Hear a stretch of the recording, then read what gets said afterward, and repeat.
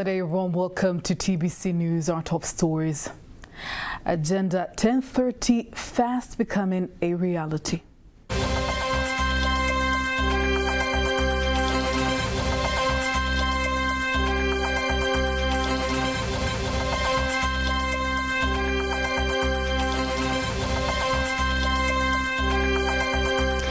Government hands over humanitarian assistance to Malawi.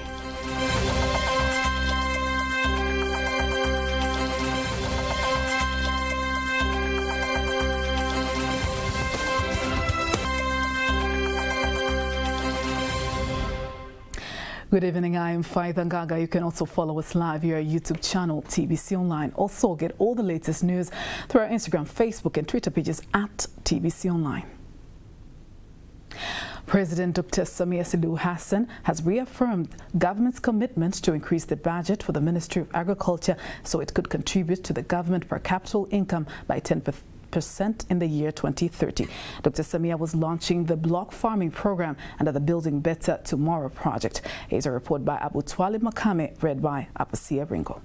The 1030 agenda continues to gain momentum, whereby after the government raised the budget of the Ministry of Agriculture for the financial year 2022-2023 to more than 900 billion shillings, focus now is shifted to the firm. In Chamwino, Dodoma region, the President of the United Republic of Tanzania, Dr. Samia Suluhu Hassan, launched block farming program under the Building a Better Tomorrow, BBT. Here, Dr. Samia explains the government's commitment to continue to value agriculture in the country. Tumeanza ile safari yetu ya agenda 1030 kwa upande wa kilimo cha mazao. Kwa sababu tunapozungumza kilimo, we have started our journey of the 1030 agenda for crop farming. When we talk about crop farming, we are targeting fishing and livestock keeping. And in terms of crop farming, we have set ourselves a target that by 2030, the contribution of crop farming to the national income should be 10%. But our mission is to see this project succeed, and that is why we have started to increase the agricultural budget. We will continue in the same way for all the years to come. Nataka litokee. Na ndio maana tumeanza na kupandisha bajeti ya kilimo. Na tutakwenda kwa mwendo huo huo kwa miaka mingine yote iliyobaki. Mradi tu Mungu atujalie.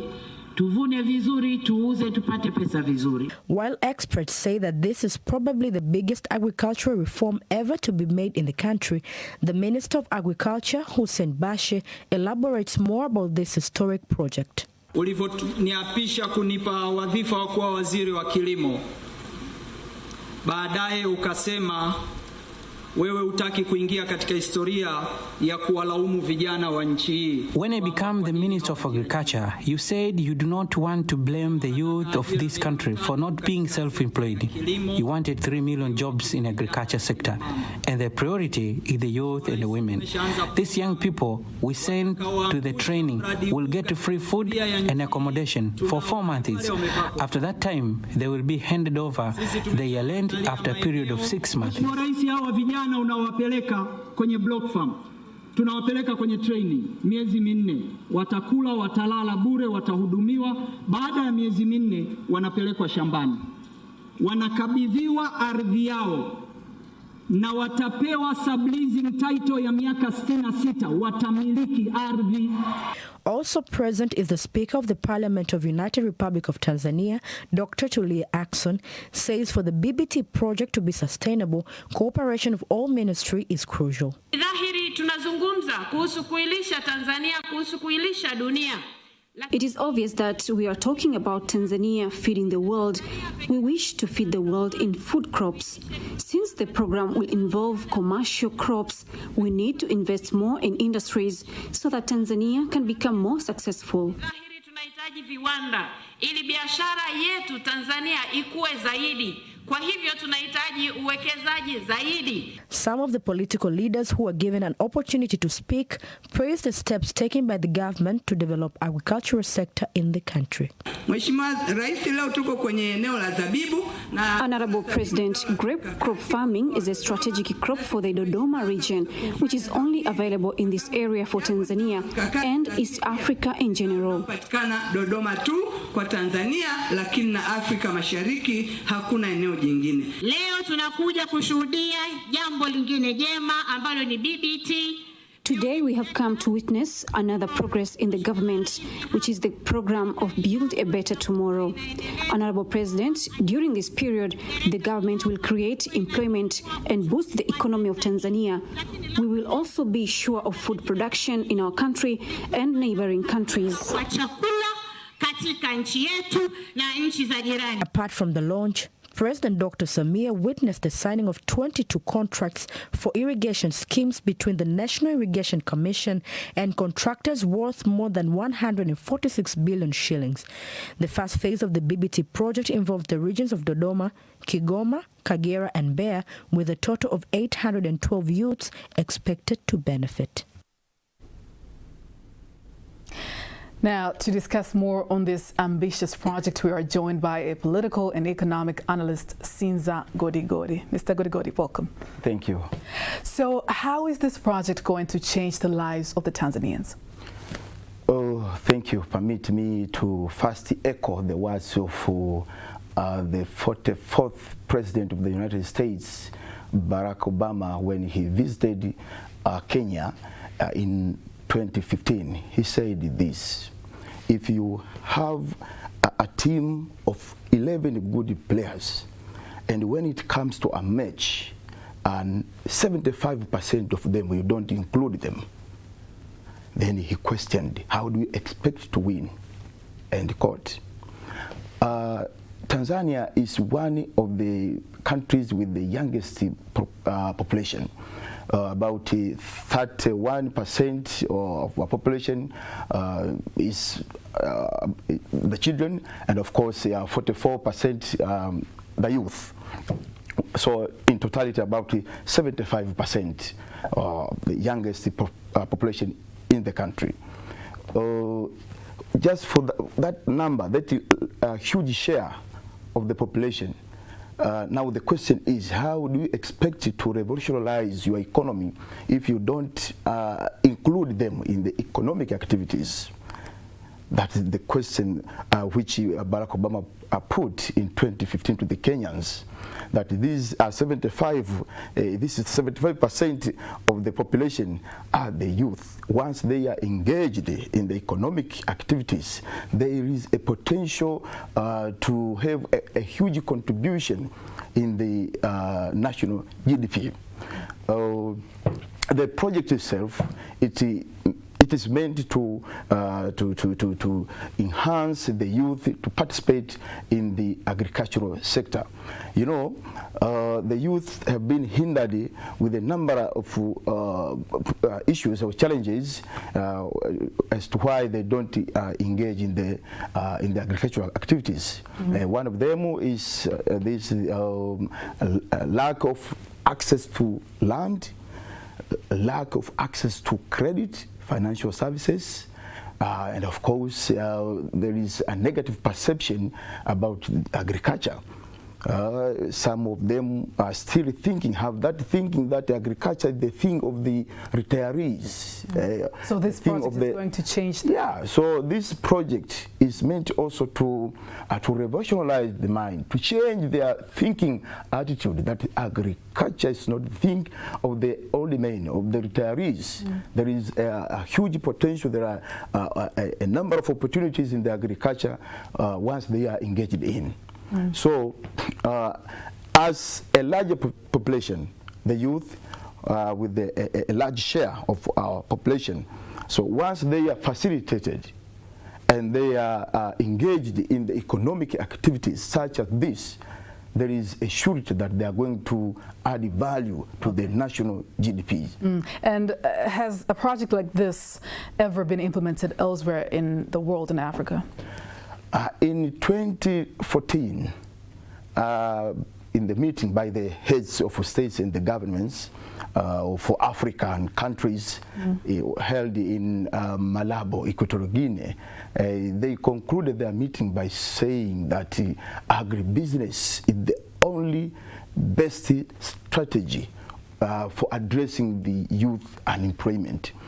Since then, There have been some initiatives in different countries, but the project such as this, as we are going to implement now, nowhere else has been undertaken. So you think it's exemplary? Yes. Okay.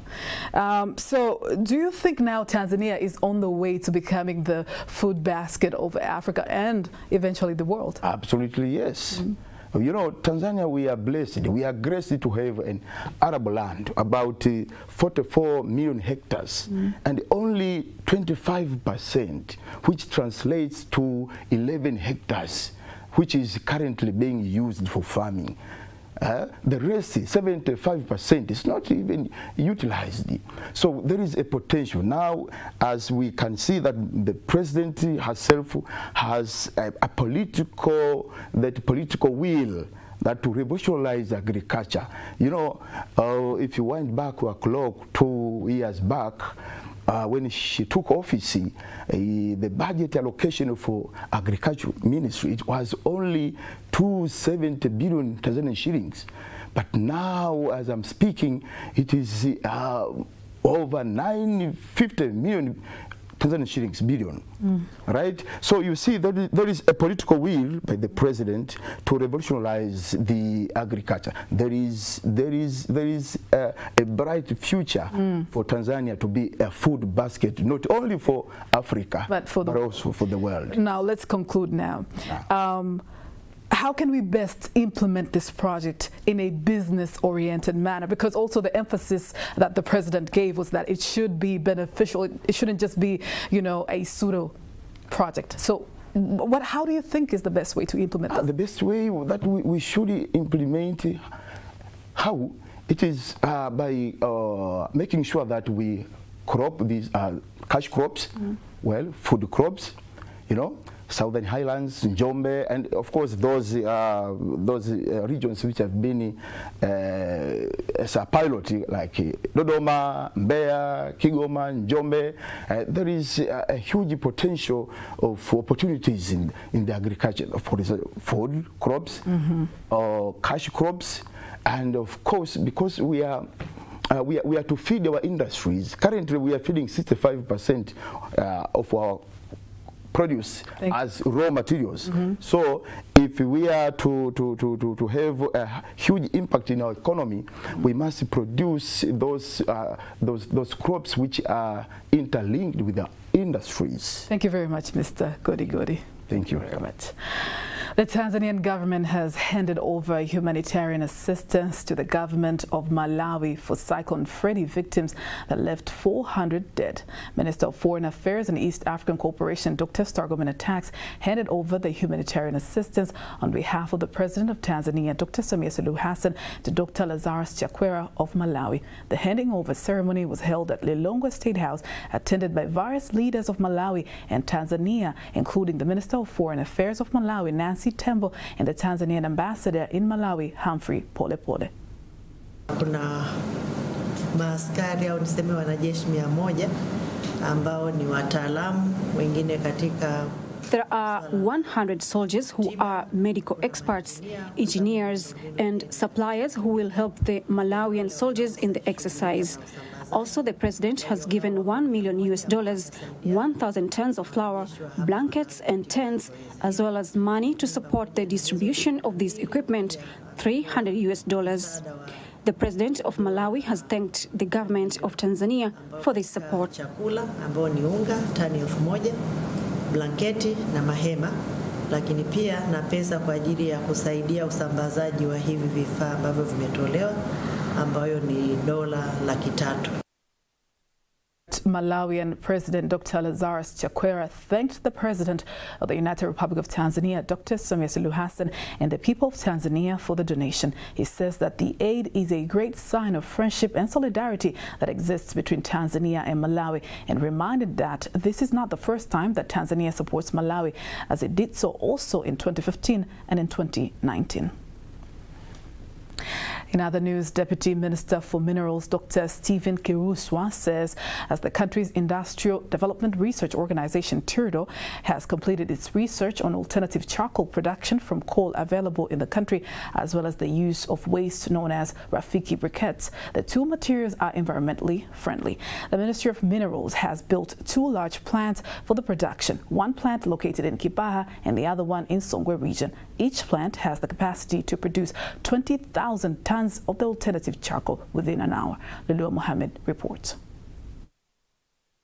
Hiyo mitambo iliyofika ina uwezo wa kuzalisha tani 20,000 kwa saa. The plants that have arrived are capable of producing 20,000 tons per hour, and there are two other plants that are coming that we have proposed, and the committee agreed that we should put them in the central zone in Dodoma, and one should go to the lake zone. Citizens who were bringing income from planting trees will take this call and change their lives. Watachukua sasa haya makaa ya mawe na ndio watafanya nayo biashara na maisha yao yataendelea. The meeting of the Council of Ministers of the Southern African Development Community (SADC), which aims at evaluating the financial year 2022-2023 and setting strategies for the financial year 2023-2024, has been concluded in Kinshasa, giving economic recovery in the Southern African region a priority. Speaking shortly after the conclusion of the meeting, the Minister of Foreign Affairs and East African Cooperation, Dr. Stargomena Tax, clarifies areas that Tanzania will directly benefit from, including infrastructure, access to clean water, construction of mineral, leather and agricultural industries, electrical energy, gender equality in politics and IT. Baliana kushirikiana katika kuongeza thamani katika sekta ya ngozi.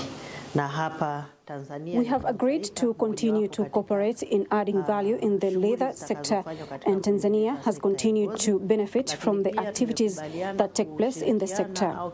Another priority is in the water sector, and this will include Songwe River Basin. We have also agreed to cooperate in the electricity sector, especially in the distribution. We understand that electricity. We also have a plan to cooperate in the availability of fertilizers, and what is encouraged here is that countries with the ability to produce fertilizers can be assisted in production to benefit the respective country and the SADC member states.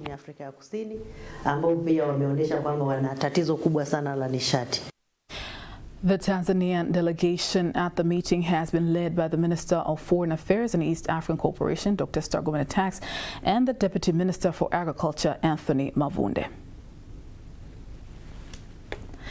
Tanzania Railway Corporation Director General Masanja Kadogosa says the government has started to build a special corridor for elephants to control the interaction between the animal and the modern railway line. He made the affirmation while meeting the Parliamentary Committee on Public Accounts, PAC, in Morogoro region. It's a report by Remy Asinti, read by Lulua Mohammed. The elephant is the only animal believed to have the ability to keep records of its regular path for more than 10 years. As a result, TRC will build a special corridor that will enable the animals to pass without causing harm to the passengers once the service officially starts. Ya kimazingira yameongezeka baadaye. Mara kwanza tulifikiri kwamba tembo kuwekea madaraja yanatosha.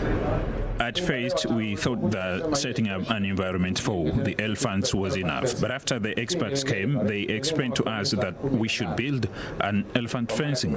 And this will be built in Gerengere, which will be 8 kilometers long. From Kibamba to Mkata, a fence with a length of 108 kilometers will be built to protect the elephant. Though it is said that an elephant can be lost for 10 years and return to where it came from.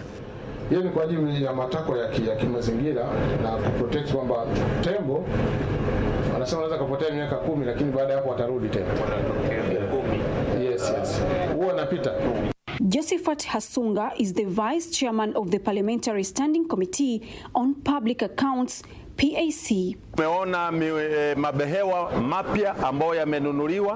have seen the new purchased economy class wagons that various passengers will use when the train starts operating.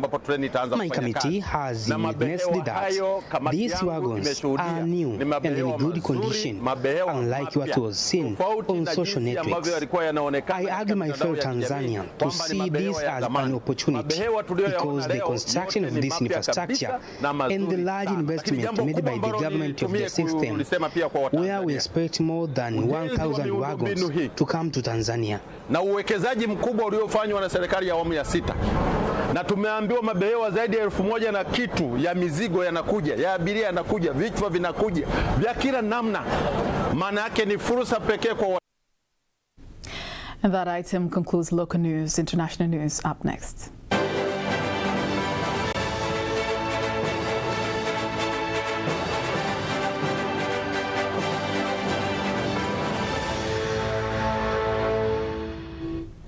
Now let's have a look at international news. Deputy President of Kenya, Rigathi Gachagua, says the country has lost 2 billion Kenyan shillings due to the ongoing Azimio la Umoja mass action in Nairobi. Speaking in Mombasa, Gachagua has also called upon Azimio la Umoja leader Raila Odinga to call off the mass action, saying it is not good for the economy. The events that are being organized by the opposition is not good for business, it's not good for the economy, and we want to ask the organizers to consider this afternoon to call off the mayhem and the chaos so that those who did not open their businesses and shops can go back to work this afternoon. But I want to assure the people of Kenya that President William Ruto has given very firm and clear instructions to the Inspector General of Police to protect life and property. And as this afternoon, the police have taken charge of the Central Business District. No life has been lost, no property has been destroyed, and those activities will continue for the remainder of the day, tomorrow, the day after, the weeks to come, the months to come. We have a responsible government in office who have a constitutional duty to protect life and property. So we urge the people of Kenya to ignore being incited into violence and destruction of property because it's not good for the economy, it's not good for the country. The Azimio leader Raila Odinga called for mass action in Kenya, saying protests will take place every Monday until President William Ruto addresses the high cost of living, which has brought economic hardships to Kenyans. Business activities have been disrupted in Nairobi and in Kisumu. Police have been firing tear gas at protesters and have reportedly made arrests, including of some of opposition politicians. In South Africa, the Economic Freedom Fighters EFF members hold protests against the government, blaming it of frequent electricity blackouts and high costs of living. The government has deployed soldiers to help safeguard key infrastructure during the protests. President Cyril Ramaphosa has warned protesters against damaging property or harming people. He says their right to protest does not give them the right to harass, intimidate, or threaten anyone. Police in South Africa have arrested 87 people in connection with the protests, and more than 3,000 soldiers has been deployed to help safeguard. That was international news with Gloria Michael. Sports news now is up next.